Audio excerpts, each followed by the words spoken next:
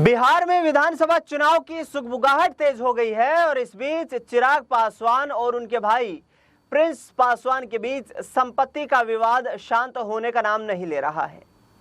Prince Paswan ने अब चिराग पासवान से संपत्ति का बंटवारा कर देने तक की बात कह डाली है। प्रिंस पासवान का कहना है कि चिराग पासवान हमारी संपत्ति का इस्तेमाल सिर्फ अपने राजनीतिक लाभ के लिए देख रहे हैं। आने वाले वक्त में अब उन्हें हमारा हक छोड़ना होगा, यानी कि हमारा जो हक है, जिस पर हमारा अधिकार है, वो चिराग पासवान को हमें लौटाना होगा।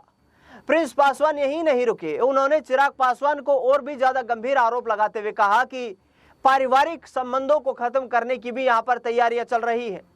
बता दें आपको कि प्रिंस पासवान लगातार पशुपति पारस के साथ आगे बढ़ रहे हैं। उनकी कोशिशें ये है कि कहीं ना कहीं महागठबंधन में एंट्री कर ली जाए, क्योंकि एनडीए गठबंधन में चिराग पासवान की मौजूदगी के चलते प्रिंस पासवान हो या चिराग पासवान के चाचा पशुपति पारस हो, उनको कोई खास तवज्जो नहीं मिल पा रही है। हालांकि पिछले टेन्योर के दौरान जो तमाम 6 सांसद थे, जो एलजेपी के सांसद थे, वो यहाँ पर पशुपति पारस के साथ आ गए थे। लेकिन 2024 का जो लोकसभा चुनाव था, उस दौरान बीजेपी के साथ मिलकर चिराग पासवान की पार्टी एलजेपी आर ने चुनाव लड़ा और इसका नतीजा ये हुआ कि 5 सीटों पर चुनाव लड़ते हुए एलजेपी आर ने 5 सीटें जीत ली। दरअसल प्रिंस पासवान ने किस तरीके से चिराग पासवान पर गंभीर आरोप लगाए हैं, संपत्ति के बंटवारे को लेकर क्या कुछ विवाद है और इस विवाद को किस तरीके से सुलझाया जा सकता है, राजनीतिक तौर पर किस तरीके से फायदा उठाया जा रहा है, इन तमाम मुद्दों को लेकर प्रिंस पासवान क्या कुछ कह रहे हैं, सुनिए जरा। क्या कह रहा है? देखिए, ये बहुत ही दुर्भाग्य है जिस तरीके से राजनीति लाभ लेने के लिए आप परिवार को सड़क पर ले आते हैं। इससे गंदी राजनीति हमें नहीं लगता है कोई हो।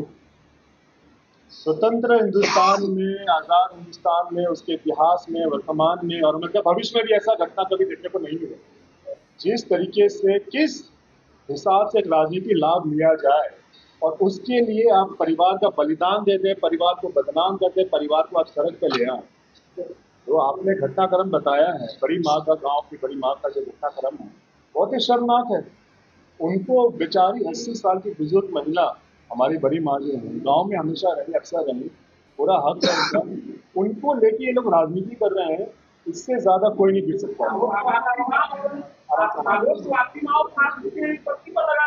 हमारी माँ पे तो केस कर दिया इन लोगों ने। चिराग भैया की पार्टी के लोग जाके हमारी माँ पे केस करते हैं। आप इस बात को समझिए, जो वो कंप्लेन लेके जाते हैं उस पर बड़ी माँ का नकली हस्ताक्षर है, चैलेंज करते हैं, उस हस्ताक्षर को आप वेरीफाई कराइए। वो हमारी बड़ी माँ अनपढ़ है, वो नहीं पढ़ी लिखी है, अंगूठा लगाती हैं। उनका नकली हस्ताक्षर कर यहाँ से पटना से लोग गए हैं, इनके पार्टी के प्रदेश अध्यक्ष गए हैं, इनके जिला अध्यक्ष थे वहां पे और सांसद प्रतिनिधि थे, ये सारे के सारे, और पटना से मीडिया लेके गए हैं। आप समझिए इस घटनाक्रम को, पटना से मीडिया लेके गए हैं और वहां ले जाकर थाने में जाके कंप्लेन करते हैं। भाई, घर में कोई विवाद भी होता है, मान लीजिए आपके घर में विवाद हो तो आप क्या करिएगा? आप दिल्ली मुंबई फोन करके आदमी को बुलाइएगा, अपने आज दोस्त को बुलाइएगा, बताइए क्या करिएगा? आप वजह पूछ रहे हैं, आप पत्रकार साथी हंस रहे वजह पूछ के, क्योंकि आपको भी पता है वजह क्या है। यहाँ जितना भी हमारे पत्रकार साथी हैं, सबको पता है वजह क्या है। वजह ये है, बता देते हैं, एक एक करके घटनाक्रम बता देते हैं, हम एक एक का हर सवाल का जवाब देंगे। कमी हम में नहीं, कमी उनमें। और जिनके घर शीशे के होते हैं वो दूसरे को पत्थर नहीं फेंकते। ये सारा का सारा घटनाक्रम, इसके पीछे सिर्फ एक वजह है, हमने जैसे शुरुआत में कहा, राजनीति। राजनीति कैसे है? शहरबंदी गांव जो है वो किस विधानसभा क्षेत्र में आता है? अलोली विधानसभा क्षेत्र में आता है। आप समझिए, आप सही बोले, अलोली विधानसभा क्षेत्र में आता है। अलोली से 7 बार कौन विधायक रहे बताइए? हमारे पापा जी रहे, हमारे मुझे पापा रहे। आप समझ गए, आप मीडिया साथी हैं, वहां मुस्कुरा रहे हैं, आपको सारी बातें पता है, क्योंकि वहां से 7 बार रहे हैं। वापस ये कि चुनाव का माहौल आया है तो भाई कैसे बदनाम करें? क्योंकि ये लोग तो अभी गाँव गए नहीं। गाँव जाते हैं सिर्फ फोटोशूट कराते हैं, पानी दीजिए हम। गाँव जाते हैं सिर्फ फोटोशूट कराते हैं, गाँव तो कभी गए नहीं। तो कैसे सहानुभूति बढ़ रहा है, कैसे लोग का विश्वास बढ़ रहा है? आपने कई मीडिया साथी लोग गए थे, गाँव गए थे, वहां पे पब्लिक ओपिनियन आप लोगों ने लिया, आपने सबका सुन लिया कि सब लोग क्या कह रहे हैं, नहीं कह रहे हैं। सिर्फ और सिर्फ वहां जो कुछ लोग जो फोटोशूट करा रहे हैं ना, जो मीडिया में बयानबाजी कर रहे हैं, जो फोटोशूट करा रहे हैं, उनको वहां से चुनाव लड़ना है। आप समझिए इस बात को, वहां से चुनाव लड़ना है। अब चुनाव लड़ना है तो भाई हथकंडे कैसे अपनाए? इतनी घटिया राजनीति, सिर्फ और सिर्फ राजनीति लाभ लेने के लिए।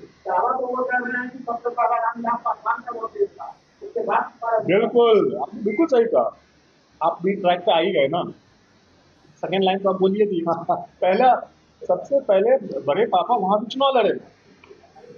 जब बड़े पापा वहां से चुनाव लड़े, जब लोकसभा लड़ने लग गए, तो वो सीट पे हमारे मंझले पापा, हमारे राष्ट्रीय अध्यक्ष पशुपति कुमार पारस जी लड़ने लगे। उस वक्त वो शिक्षक थे, राजनीति में आने से पहले हमारे मंझले पापा शिक्षक थे। फिर उन्होंने वहां शिक्षक की नौकरी छोड़कर वो राजनीति में आए और वहां से चुनाव लड़े, लगातार चुनाव लड़ते रहे। हमें 8 बार क्रम से वहां चुनाव लड़े और उन्होंने वहां के जनता की सेवा उन्होंने किया। आप क्योंकि कुछ महत्वाकांक्षी लोगों को वहां से चुनाव लड़ना है, उनको बदनाम कैसे करें, लेकिन वो ये भूल गए कि कमी उनमें है। वो अगर इधर कीचड़ फेंकेंगे तो कीचड़ उन पे भी लगेगा। अब देखिए, हमारे राष्ट्रीय अध्यक्ष जी तो ये बात बोल रहे हैं, अब ये उन पे निर्भर करता है। अब एक हम लोग प्रोग्राम करने जा रहे हैं जहाँ पे पूरे बिहार और देश से वहाँ पे लोग आएंगे और हमारे राष्ट्रीय अध्यक्ष जी जो निर्णय लेंगे वो बताएंगे। जो पार्टी का निर्णय होगा, जो बिहार की जनता का निर्णय होगा, वो इंसाफ पार्टी। भाई हम जनता के लिए हैं, हम जनता की सेवा में हैं, जनता के बीच में हैं और जिला जिला हम लोग घूम रहे हैं। जो पार्टी का निर्णय होगा, पार्टी कहेगी नहीं सर आप मत चुनाव लड़िए, हम नहीं लड़ेंगे। पार्टी कहेगी चुनाव लड़िए, हम चुनाव लड़ेंगे, कहेगी सेवा करिए। सर जो भी है हम पे नहीं, हम कार्यकर्ता हैं पार्टी के, हम कार्यकर्ता के रूप में काम कर रहे हैं। जो पार्टी की शीर्ष नेतृत्व निर्णय लेंगे उस पर काम होगा। ये सवाल है या जवाब है? क्या सवाल? ये उनके साथ चुनाव लड़ना है नहीं लड़ना है, ये भविष्य में तय किया जाएगा। हमारे राष्ट्रीय अध्यक्ष जी ने जिस तरीके से बताया कि वो 14 तारीख को की घोषणा करेंगे, औपचारिक घोषणा करेंगे।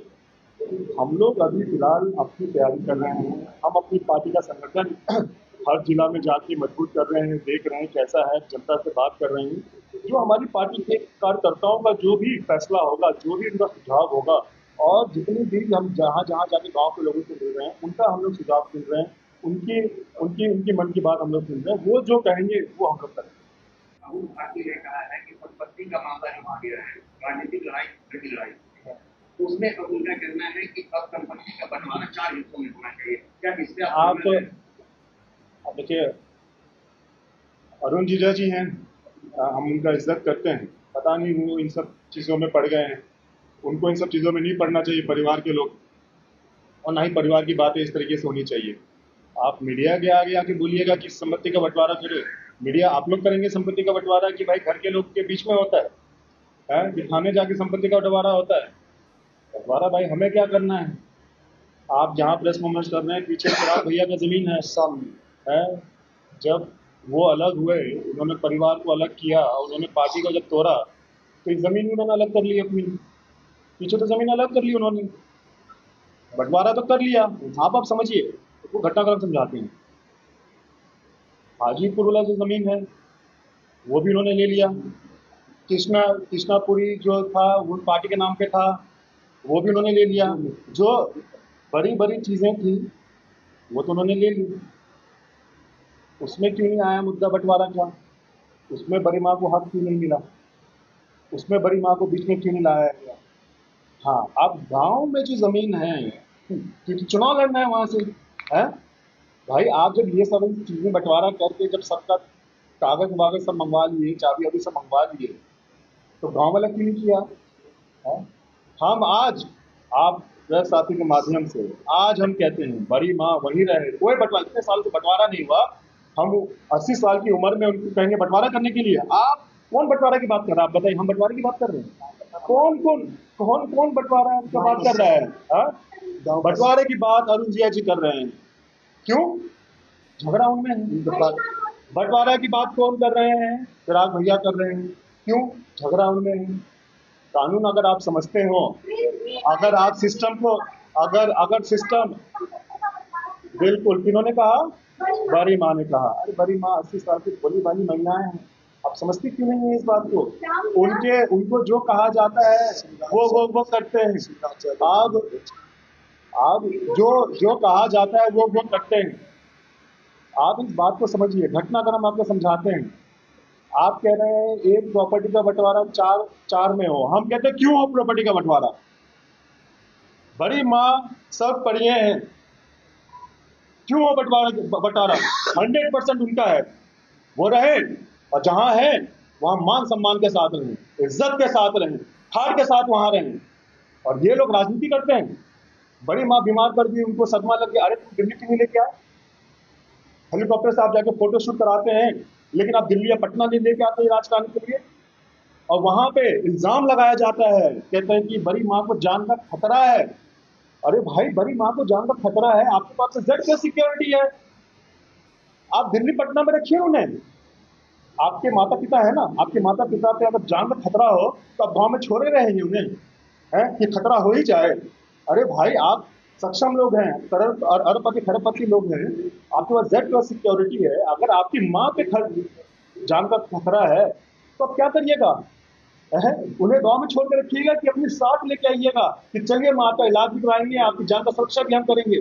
लेकिन नहीं, नौटंकी, नाटक, षड्यंत्र रचना छोड़ रखा है गांव में। क्यों छोड़ रखा है आपने? जब जान का खतरा है और उनकी जब तबियत खराब है तो अपने गांव में भी छोड़ रखा है, झोला छाप अपना देखिए इलाज करता है, और आप अपना इलाज कराने के लिए लंदन, मुंबई का और अमेरिका जाते हैं।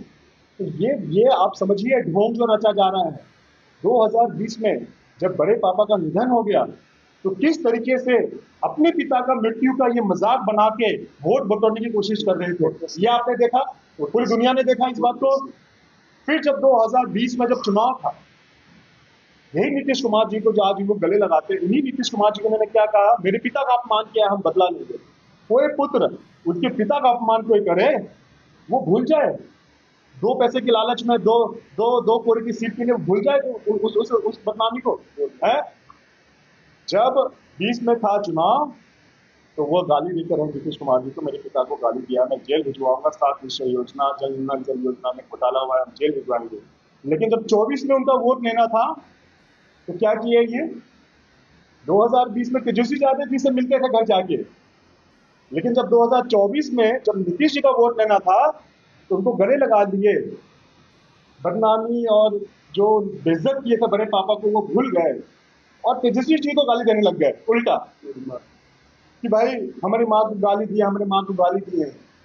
आज वही घटनाक्रम 2025 का है, फिर से चुनाव है, अलौली विधानसभा क्षेत्र से इनके प्रत्याशी हैं जो मीडिया में बयान दे रहे हैं, उनको वहां से चुनाव लड़ना है।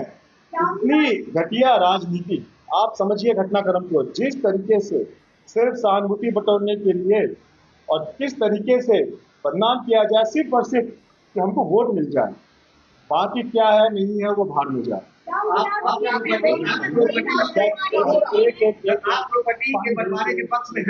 अरे भाई हम नहीं है, बड़ी माँ का है, बड़ी माँ वहाँ हक, अरे इतने सालों से बड़ी माँ वहाँ पे पूरी मालकिन वो बन के रही, इतने सालों से वो सब कुछ देख रेख वहाँ पे कर रही है।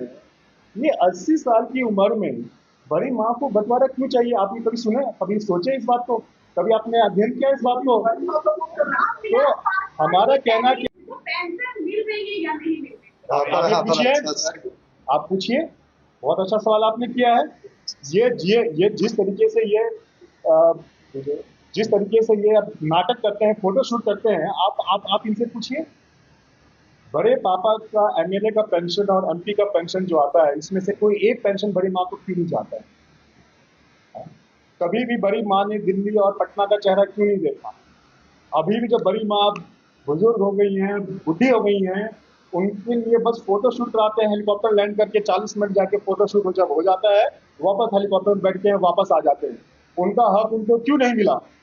बड़ी माँ जब दूसरी शादी हुई तो उस वक्त कोई कंप्लेन नहीं है, लेकिन कथा कथित हमारी माँ, जिनका भी हक उस घर में बनता है, ससुराल तो हमारी माँ का भी है ना, उस घर में जिनका अपना हक बनता है, वो एक दिन जाके रुक जाती है तो उस पर कंप्लेन हो जाता है।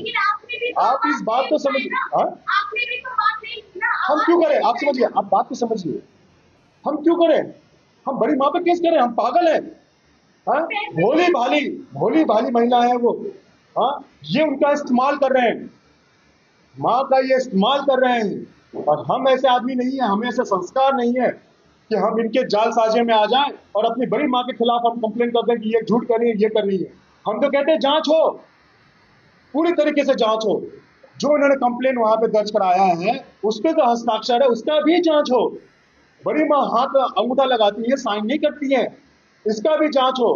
कंप्यूटर से टाइप हुआ है वो आवेदन, पटना से किया है। हमारे परिवार के लोग, हमारे रिश्तेदार जो हैं और हमारे पड़ोसी, हम जो फोन किए बोले कि भैया हमरा सबके पता नहीं चल रहा है, हम लोग को पता नहीं चला कि यहाँ पे क्या हुआ नहीं हुआ। हम लोग देखेंगे कि भाई भीड़ आ गया है, मीडिया के लोग आ गया है, बाहर निकले तब पता चला कि पटना से सब मीडिया वाला आया है और यहाँ पार्टी का लोग आया है, भैया की पार्टी का लोग आया है। हम लोग पड़ोसी हैं, हम लोग गोतियां हैं, हम लोगों को पता नहीं चला, अब पटना के लोग को पता चल गया। अब बड़ी माँ को लिटा दिया ये लोग बेड बिस्तर पे, अब बिस्तर पे लिटा दिया, सुई लगा दिया। अरे भाई, इतना ही नौटंकी करवाना था तो एक बार अस्पताल से डॉक्टर को लेकर चल जाते इलाज कराने के लिए। माँ का तबीयत खराब था ना, सब लोग दिखा रहे थे। आप डॉक्टर को नहीं भेजे, आप किसको भेजे? पत्रकार को भेजे। आप घर में घुसते हैं, पत्रकार को लेके घुसते हैं, लोगों से मिलते हैं, पत्रकार को लेके मिलते हैं। ये क्या तरीका है?